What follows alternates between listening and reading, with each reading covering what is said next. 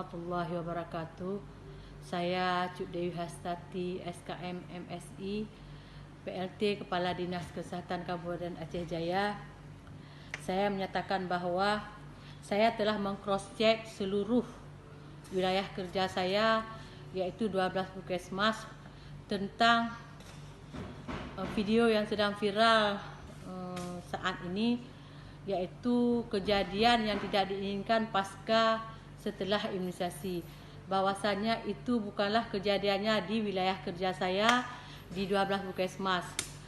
Saya berharap siapapun yang menyebarkan video ini mengatasnamakan di Dinas Kesehatan Kabupaten Aceh Jaya atau wilayah kerja Kabupaten Aceh Jaya untuk bisa bertanggung jawab, dan saya mengharap kepada seluruh masyarakat yang ada di seluruh Aceh Jaya pada khususnya dan pada umumnya yang ada di membaca kasus yang sedang viral ini, bahwasanya itu bukanlah terjadi di kita.